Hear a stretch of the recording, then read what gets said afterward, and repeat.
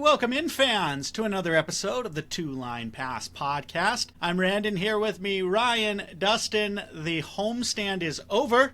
Some excitement, Dylan Guenther back, keeping the Delta Center rocking, but otherwise the Delta Center was not rocking. We went 1-1-2 over that homestand. We talked about how important it was to get some wins at the Delta Center, and the boys could not deliver, but we will recap it all, talk about the upcoming road trip, and give some thoughts on what we might do at the trade deadline. Anything. Dustin, Ryan, how are you doing tonight? Are you guys ready to talk some Utah Hockey Club? I'm very ready. I'm cautiously optimistic, but sad. I'm running a whole gamut of emotions, so I'm probably going to be all over the place. So just be prepared. It's going to be a wild ride. We're going to laugh. We're going to cry. We're going to have a whole lot of fun, though. Ryan, how are you doing tonight?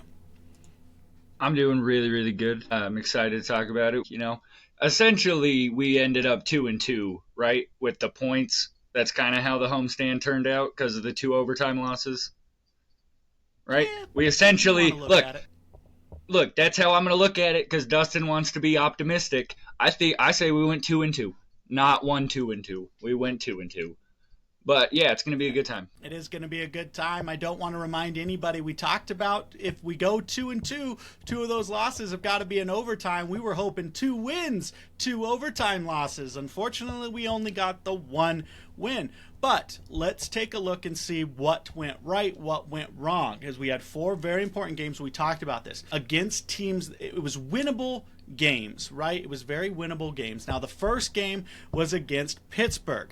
Now, this game went into overtime, and I felt Utah played okay, but this is a team that we talked about in terms of Pittsburgh has very little to play for. They're not really in the playoff hunt, but then again, they're not really out of it because they're basically exactly where we are in relative to the playoff chase in the East. So, but they are on everybody's radar as a team that is looking to sell and rebuild. So that was a game that we thought was going to be very winnable. There was a lot of excitement, a lot of hype because Sidney Crosby was in the Delta Center for the first time. And Sidney Crosby ends up getting the game-winning goal. But in that, guys, Utah had control of the game. And Pittsburgh comes back and wins in overtime.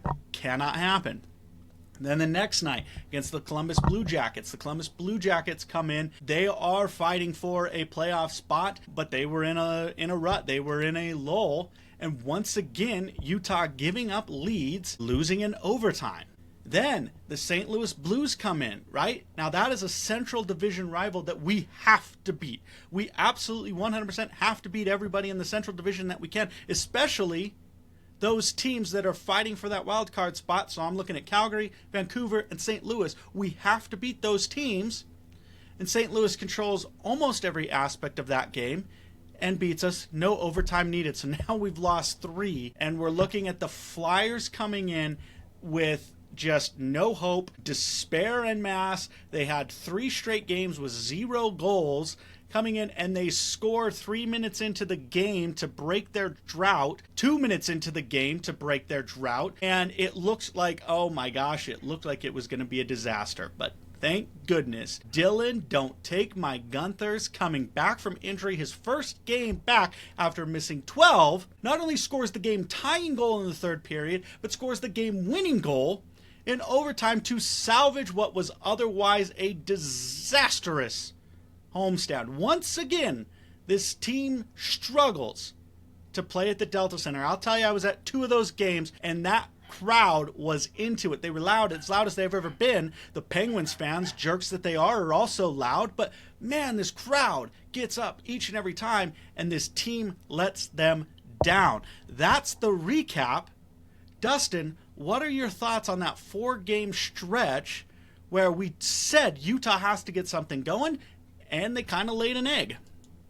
Yeah, it was just not good enough. That was 4 teams that, you know, there's a lot of parity in the NHL, so I'm not going to say they were games that you need to win, that you're supposed to win, but they are games where you're probably at least favored in, right? They're games that you're expecting to win as you go into them. And 4 out of a possible 8 points is not going to cut it. You know, a point per game is not going to get you into the NHL playoffs.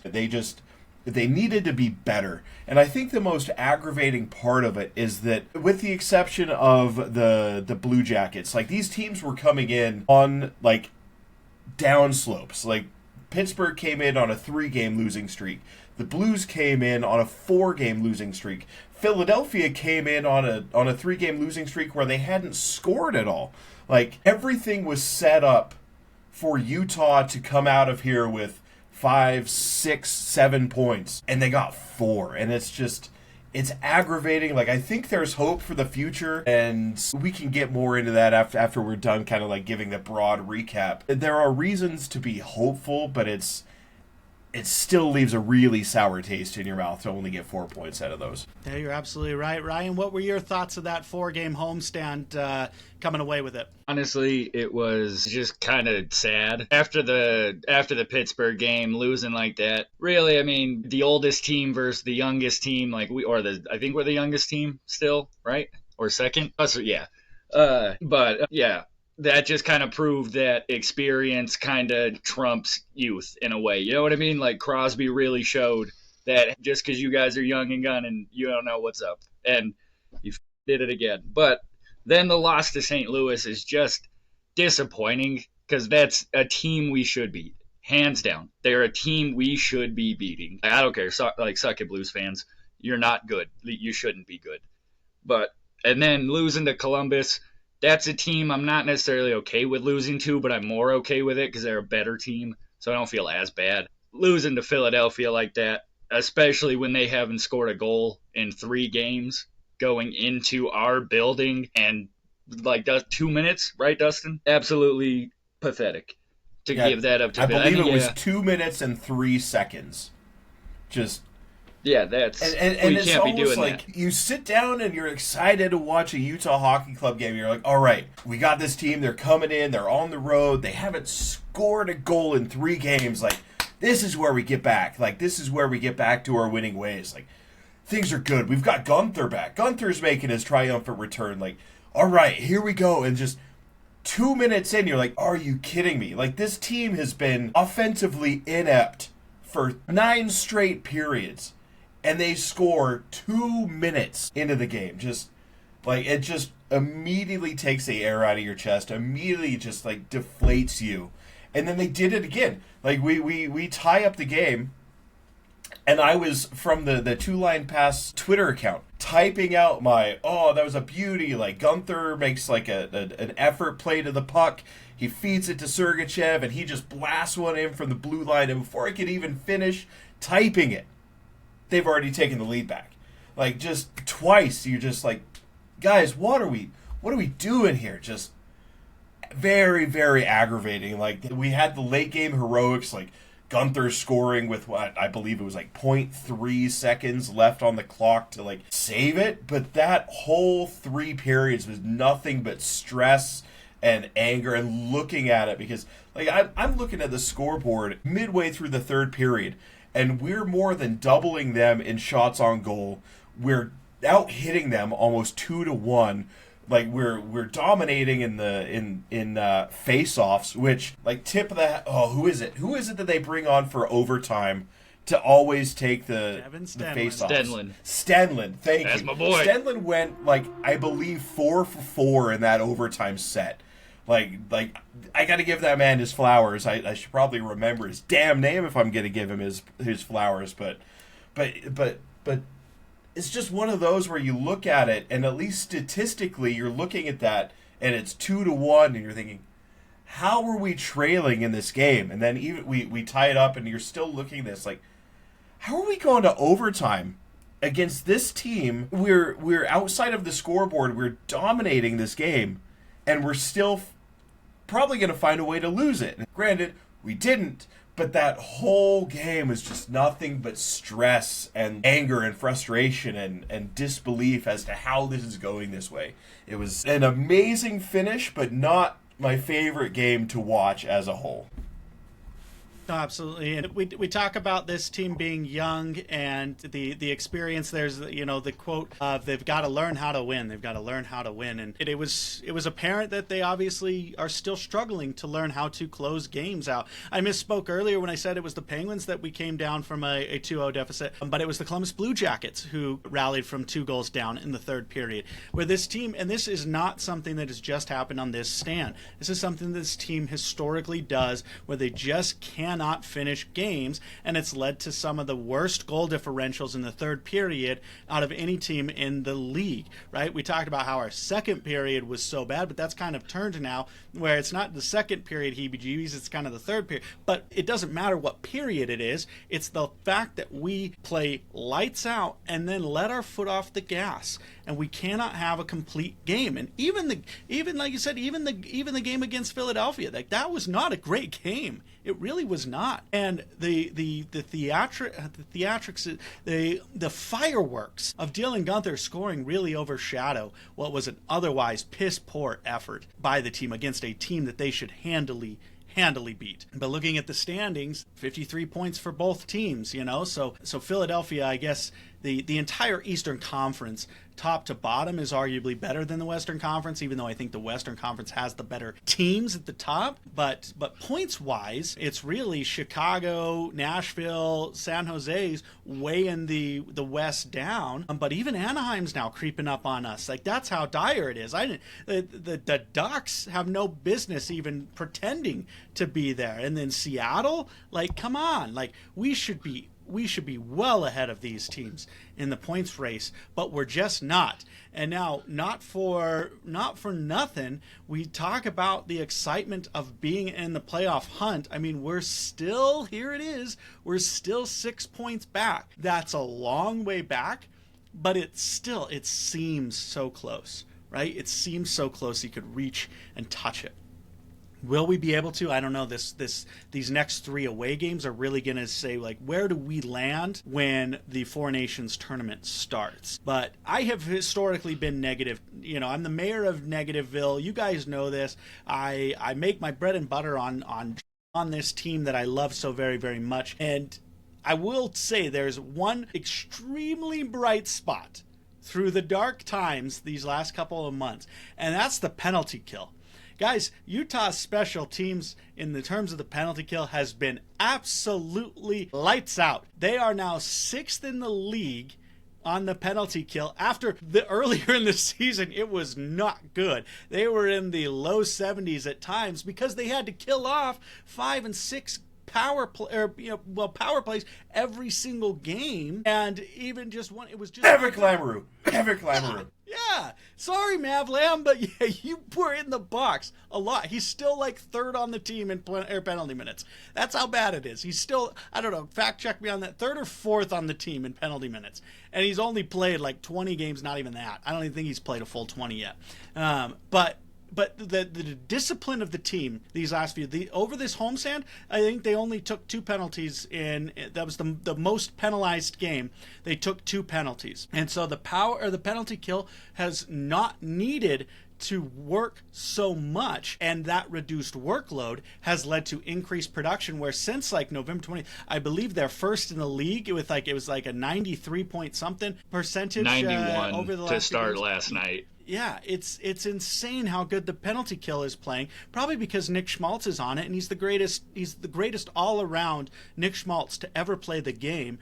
But in all seriousness, it's a team effort on the penalty kill. It really is. And I will say, though, we are kind of living and dying by the power play, it seems. And when our power play struggles, the offense struggles. And that's concerning. That's concerning. We don't want to be power play merchants. Because if you don't get those penalties, if you play a game against a disciplined team and you don't get that many chances, 5-on-5, I think we are last in the league on 5-on. Well, for through the thing, we were last in the league on shot percentage, but we are towards the bottom of the league on even strength goals. It's not great, especially for teams that are technically in contention. We've got to be one of the lowest even strength teams for those contenders. So special teams, both amazing in the penalty kill, and we need production out of the power play. but I would also like to see us step up 5-on-5. But yeah, power or penalty kill's been great, and goaltending has been really good. I don't blame Veggie or Ingram for the games. I think there's some goals that that you would like to come back, but it's tough to get into a rhythm when you have to swap every other game. Thanks, Tarigny. Please stop that. Pick one and go, or trade Vejmelka so Ingram gets the starts. Stop this back and back and back and back, because you can't get a rhythm like that. Dustin. Now, I'm glad I was going to bring this up, and I was afraid to, because we didn't talk about this in the pre-show prep is what we were going to talk about. But since, let's see, the Minnesota Wild game back on January 23rd, and actually the Winnipeg game, January 20th, we have gone Ingram, Vejmelka, Ingram, Vejmelka, Ingram, Vejmelka, Ingram, Vejmelka. It's every other damn game. Like, I was complaining about, you can't make this performance-based. You can't put the stress of, like, whoever's performing better. If whoever's riding we're going to ride the hot hand, or if they've been good against this team or that team. Like, I was going to complain about that. But you've just flip-flopped every single damn game, and it's impossible for these dudes to get into a rhythm. Like, Veggie is top 10 in the league, statistically, in a lot of statistical categories. He's a top 10 goalie in this league, and he's flip-flopping every other game. And you saw it just last night against Philadelphia. He got scored on, 2 out of their first 12 shots were scored on, and it's just, you cannot get into a rhythm. It is aggravating as hell how this is being handled, because we have one of the better goalies in the NHL, and I know Ingram was really good last year. Ingram surpassed Veggie last year. Ingram was better than Veggie was last year, but right now, Veggie is one of the top 10 goalies in this league, and we're flip-flopping him. It is ridiculous. Either make him your number one goalie, or trade him for a piece that will help offensively and just ride it out with Ingram. But stop, for the love of God, flip-flopping every game. It is driving me absolutely bonkers. I cannot stand it. I'm pissed. Yeah, it's infuriating. It's absolutely infuriating, and I don't think it's going to end, because he's got a back-to-back coming up in this 3 games. There's the back-to-back on Saturday. Is it Friday, Saturday, Saturday, Sunday? Either Saturday, way, Sunday. Yeah, We go Thursday, Saturday, Sunday. Thursday, Saturday, Sunday. He's never played the same goalie in a back-to-back, which is probably one of the excuses for why you wouldn't. And so I would expect Ingram to play Thursday, Veggie plays Saturday, Ingram plays Sunday, and then we go into the Four Nations break. I would be shocked if it was any other way. Or it's going to be Veggie, Ingram, Veggie. One of the way, it's going to flip-flop, so it's just a matter is, will Veggie get a second start in a row, or will Ingram? And if Ingram gets it, then it's absolutely going Ingram, Veggie, Ingram. Like, there's no way it doesn't, and that will be very, very frustrating. And to me, honestly, if you look at it, so we all have the S, right, and we and the fans out there, you watch SCG media, whether you watch it on SCG Plus or on Utah 16, but they have the promos, right, and there's this promo of the introduction to the team, and they go through all these sound bites. And if you remember, there's a sound bite from Coach Tarigny, and he says, our job is to put the best team that we can on the ice. Well, I don't know that that's necessarily true, Tarigny, or I don't know that you believe that, because everything you've done, to me, doesn't say I'm trying to put the best team on the ice. Or whether you're trying to develop players or send a message to players or whatever you're trying to do, you haven't done enough to make changes where they matter, and then you make changes that don't have any tangible positives, like back and forth goalie rotations. But you did finally bench Krause. Whether that was intentional or not, we can argue, but you did finally do that. Now maybe you rotate Bugstad out, right? You give Krause some time. Maybe you sit them both. Maybe you call up Kyler Yamamoto. Maybe send one to the minors. I doubt you send a $5 million a year guy, but hey, look at goalies around the league are getting waived left and right and sent to the minors. So the time where if you were a mid-salary guy, your time is in the NHL, that is no longer the case. People are being waived and sent to the minors, and so nothing is off limits. But yeah, it's that goalie tandem situation. Like, we've talked about it more than like there's literally nothing else for us to say other than do your job as a coach and pick a starting goaltender. Like, there's no other way to put it. Every other team that has this rotation, it's because they haven't had a consistent guy. Both Ingram since coming back has had consistency. Vejmelka's had consistency. So I don't care who it is. Just pick one. Ryan, do you have any thoughts on the goalie rotation before we finally put the nail in that coffin? Well, I would just want to ask Tierney one question with that. Name me one other team that has a similar amount of switching of their goalie, not because of injury. Injuries don't count. So Carolina, you're out. Philly, you're out. Montreal, you're out. Vancouver, you're out. You guys have had 1,000 goalies because of Buffalo, you're out. Name one other team. I'll wait here all day. I'm sorry, the best teams that we can all look at have one thing in common. A solidified number one stud goaltender. You don't necessarily have to be a stud. You just got to be a number one. I guarantee you can look at 20 of the teams and point out who their number one is. The other 8 are all, you know what I mean, kind of up in the air. We're at the very bottom, in my opinion. Like, what the f*** are we doing? They're not injured. Like, Ingram's not injured. Vejmelka's not injured. What are you doing? Pick one, man. Like, make T-shirts. I don't know. Like, it doesn't make sense. Even Edmonton with Stuart Skinner is giving a 2-1 favor in the rotation to Skinner over Picard. Everyone does it. And I'm not saying, like we've said, you need a backup, right? There's like plenty of teams have the guys but I was looking at the old teams. I mean, like back in the day, it was 65 starts. Like that was like just the standard workload for a goalie. Now those days are gone, but 55 starts should be the target, in my opinion, for every starting goaltender. I know Ingram got injured, but at that point, Veggie played good enough, and we said start Veggie consistently. Should have been 3 games to 1. 3 games to 1 at the most. But what can you do? Guys, let's talk about the big thing, right? Other than the logo, we'll maybe touch on that. You guys love to talk about the logo, but let's talk specifically about Dylan Guenther coming back and just energizing this team that has historically struggled with injuries and major impacts to injury. And now we still have Logan Cooley. He's still out. Dursey is still out, but practicing without the no contact jersey, so I still think he'll be after the Four Nations, but he's coming back. But Dylan Guenther comes back and gives the offensive spark that this team has lacked. And if you need proof as to why it's lacked, Dylan Guenther ties the lead for goals scored of this team at 18, and he missed 12 games. That's not okay. It is not okay for your top goal scorer to miss 12 games in a 51-game season and still lead the team in goals. That cannot happen. It is inexcusable. This team needs to find shots, but Dylan Guenther comes in, ties the game up, and then a beauty that only is rivaled by Logan Cooley's no-look shot.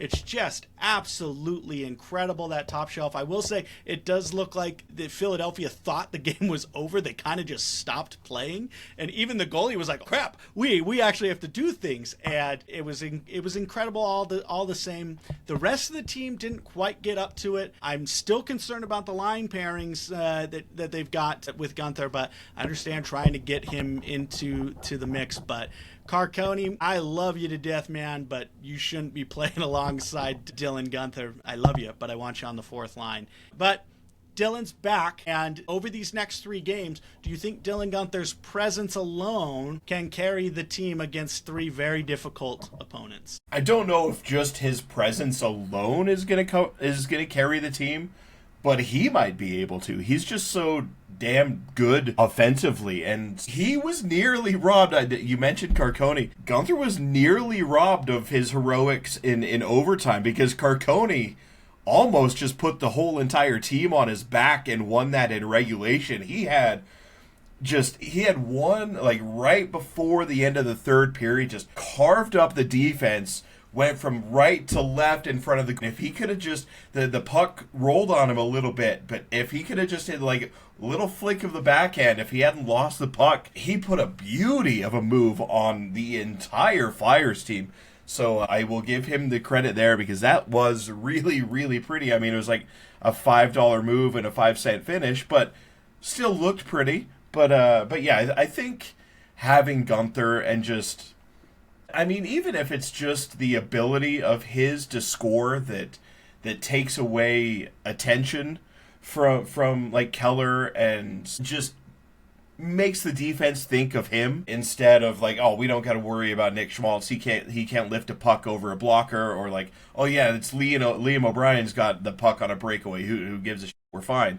Like, just the thought of we need to pay attention to Guenther might open up some shooting lanes on this road trip. But that's kind of all I'm hoping for at this point.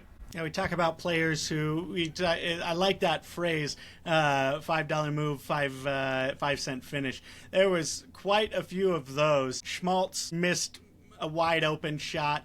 Bugstad missed a wide open shot. Liam O'Brien, bless his heart, tried 5 separate times, and I think every single one went right here in the smack dab in the middle of the chest of the goalie. But man, does the crowd just wants him to score. He's not a natural finisher, right?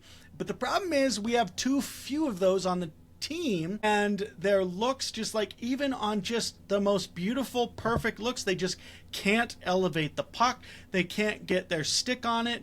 I mean, I've talked about my love for Nick Schmaltz, but man's got a sponsorship deal with Harbor Breeze because he fans on so many shots. Like, that's just the team, the offensive identity of this team, of this lack of finish, and it doesn't make sense. I get that they don't take as many shots as we would like, but man, the finishing technique of this team is not that great. But I'm happy that Dylan Guenther's back. Ryan, any thoughts on Dylan Guenther's return, and obviously the importance of that to the team?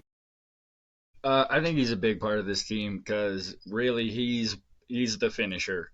We don't have many, like you were saying. He's a guy who will finish the play. He scores in the third period, and then the overtime goal. I'm just saying, how many times have we seen one of our players have a similar situation where they have a defender or two and then a shot from the slot that goes either wide, easy glove save, blocker save? 99% of the time, they just don't finish. Guenther does it one time, and boom, it's a goal. He also, fun fact, Ovechkin also scored last night with 0.1 seconds left on the clock.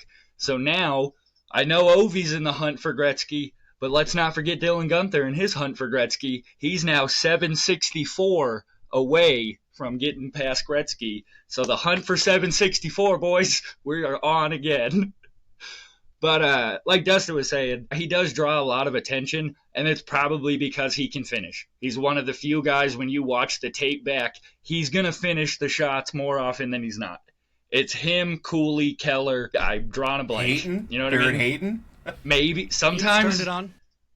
Yeah, I was going to say, he's more of like he finishes in front of the net. Like, I mean, sometimes, but like...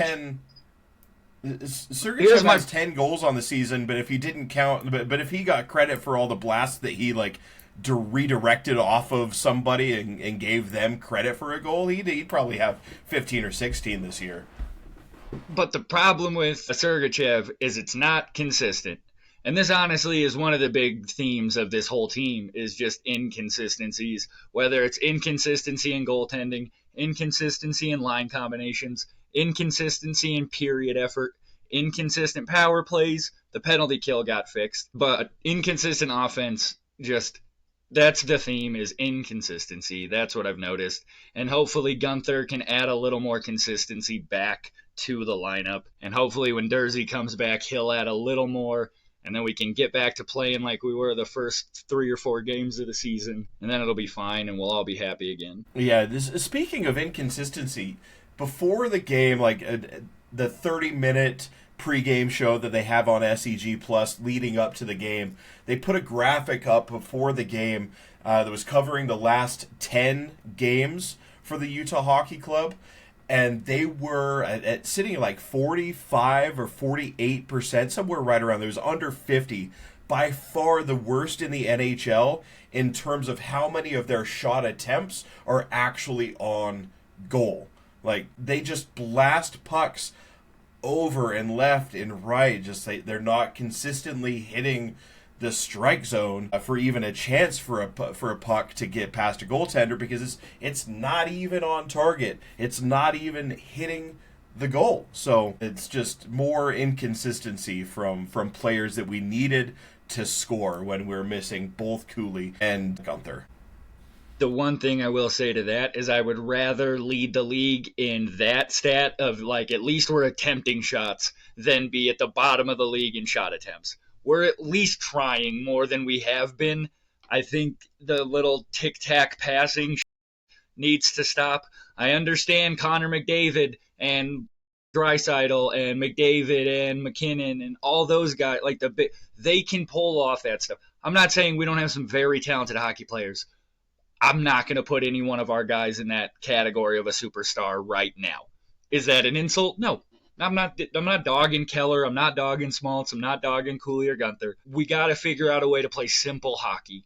And I don't think we do. I feel like we try way too hard for highlight reel kind of plays when it's like, dude, just throw to the net and let Hayden and Doan whack at it. That seems to be working pretty well the last few games. Net front presence, I think, is something that this team struggles with, too. I don't think we have a definitive, I get that you can't even breathe near a goalie without it being called goaltender interference, so teams have had to adjust for that, and maybe that's why, but man, I just would love to park a guy in front of a goalie, get some traffic, and create some space for our shooters to take those shots and give them the green light. If that's what's holding them up, if the coaching staff is saying make that extra pass, find it doesn't matter how many shots, it's how many quality shots. Maybe that's the mentality that's being tossed around. But no, create some traffic, screen a goalie, and these are all NHL players. You see them in pregame warmups. They can all put the puck on a dime in between those, in the top corners, the bottom corners, the 5-hole. They can all do it. They're all capable of it. It's just a matter of them doing it.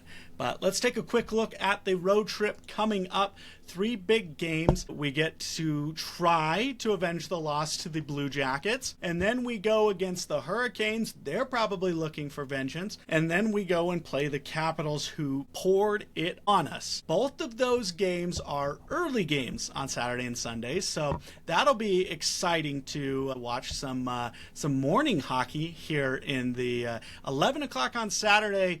And by my beard, is that 10:30 in the morning on Sunday? So if you're at church, hurry and get through fast and testimony meeting, get back home so you can watch the road trip. But very, very important, if we go 0-3 on this road trip, that is it. The playoff hunt is done. If we go 1-2, that is it. The playoff hunt is done. Have to win 2 and lose 1 only in overtime for me to believe that we are still in the hunt for the playoffs.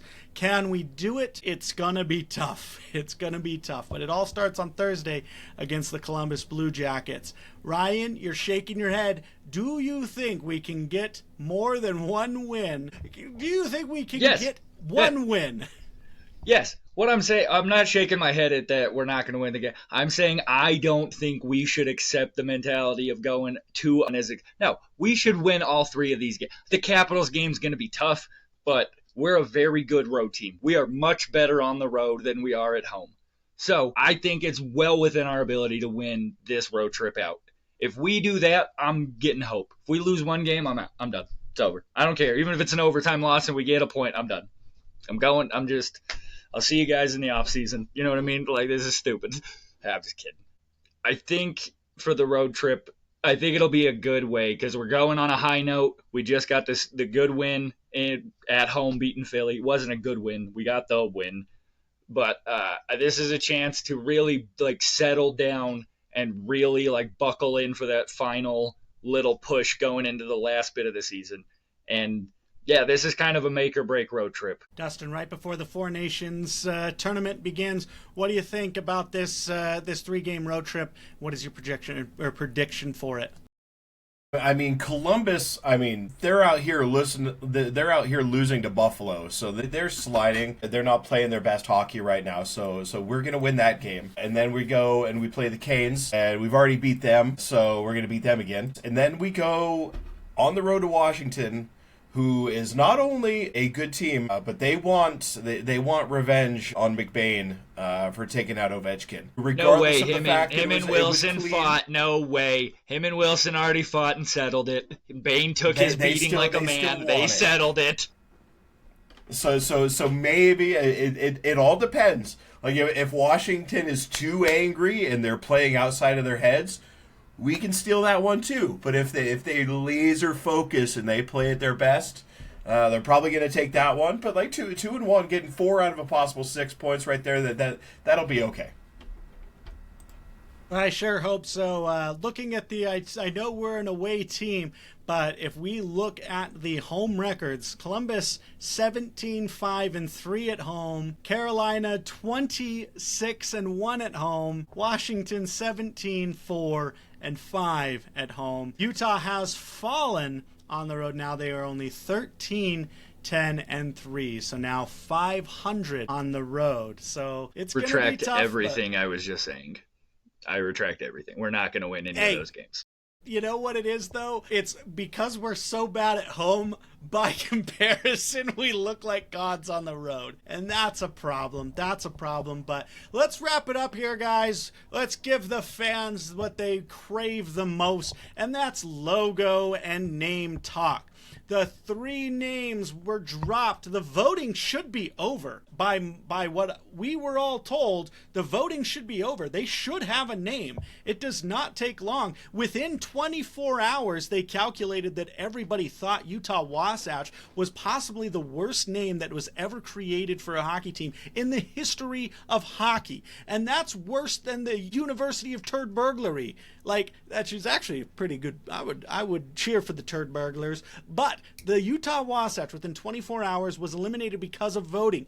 Now, it's been more than 24 hours since the voting closed. Where are the results? Where are they, Ryan Smith? Give us the results. Tell us who won. Tell us what the name is. Otherwise, it's all a sham. Who'd you guys vote for? Mammoth, Outlaws, Hockey Club. Who you got? It was always a sham. If you believed this voting was going to determine the name of this hockey club, you're crazy. It's Mammoth. That's what they're going with. It's going to be the Mammoth.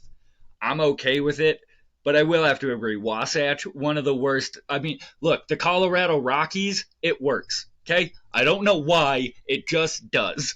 But the Utah, it doesn't work. If you want to name our mascot Wasatch, I'm cool with that. You know what I mean? Wasatch the Mammoth. That's fine. If the Outlaws does win, please change the colors. A baby blue outlaw has got to be the most disrespectful thing to like. How is that an out? What? I mean, yeah, it's on brand for Mormons, I guess, because the only thing outlawed here is fun. Shots fired. Dustin, did you get a chance to vote, and who'd you vote for? I didn't vote. I would have voted for Mammoth, but this whole thing, it's never been legitimate. Like, this is what, the 5th round of voting? Like, voting for an NHL team name has more rounds than the NHL playoffs at this point. Like, it has been obvious from day one that Yeti is what Ryan Smith wanted. Yeti is what he was trying to guide this to, and it was going to be like putting on all these names back when it had like all of like the Swarm and Blizzard and Venom and all these stupid names. Like, he was going to pare it down and then just sort of try to guide it along to Yeti, and then like the U.S. Patent Office, whoever threw a wrench in those plans, just says, you know what? You're not going to be able to use that name anyways. So now we have to shift, which is where Utah Wasatch came from, because we'll make our name Wasatch, but we'll still use like Yeti imagery, and that's still what we'll put on the front of the jerseys and on the shoulders, and we'll have a Yeti mascot, and the fan base revolted from that. They're like, all right, well maybe if we keep it maybe if we keep it Utah Hockey Club, then we can have a Yeti. Is that like he's been trying to push it so far, just guide it along. Like I have a card trick where a magic trick where I know what card is on top, and I'll set the deck off to the side, and then I'll ask people like choose 2 suits, and then like I'll either cross it out or circle it based on what they say and like pare it down to what that card is. That's exactly what Ryan Smith has been trying to do this whole time. Just like we're just gonna keep paring it down until Yeti is there, and then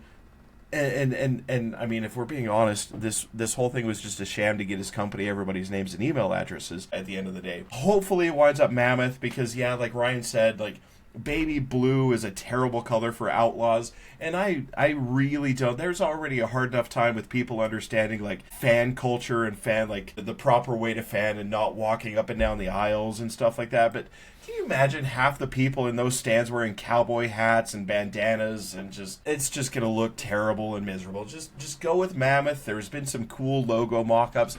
Please, I know this is probably an unpopular opinion, but don't use that stupid mock-up that's like a mammoth with a mountain range for a head. Don't do that.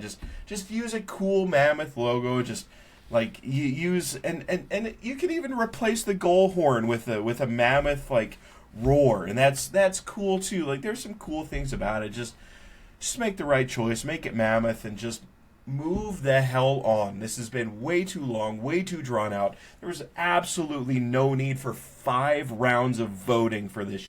Just move on, get the name so we can buy some merch, and just leave it behind. I still wanted it to be Utah Hockey Club. I voted for Utah Hockey Club.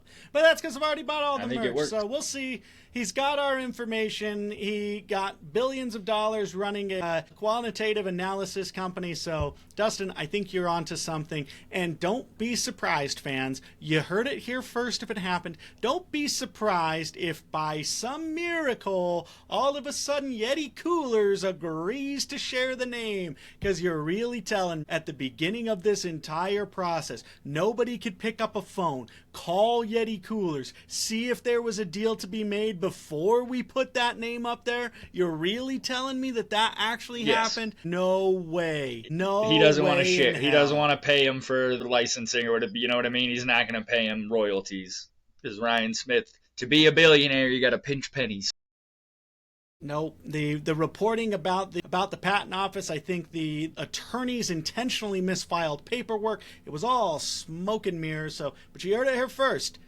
It might still be Yetis, and he's going to say, oh, the fans voted and they liked the Yeti logo. They just didn't have the Yeti name, but here it is. Do you guys like it? And we saw how quickly fans will latch on to things, and they love it until they see something slightly different. Then they'll love it. Like, if you haven't seen this on Twitter, watch the evolution of this logo. I mean, fans love something until a day later they love something new. We are easily manipulated right now, fans. We just need to accept it, embrace it, and enjoy the ride. But guys, thanks so much for listening. Ryan, Dustin, thanks so much for being with me to break it down. We will see you guys on Thursday at the Columbus Blue Jackets. Let's go Utah Hockey Club. Let's head into the Four Nations tournament on a winning streak. Send our Finnish phenoms on the road and get the gold medal. Sorry, Clayton Keller. Wish you could be there too. Everybody, have a good night.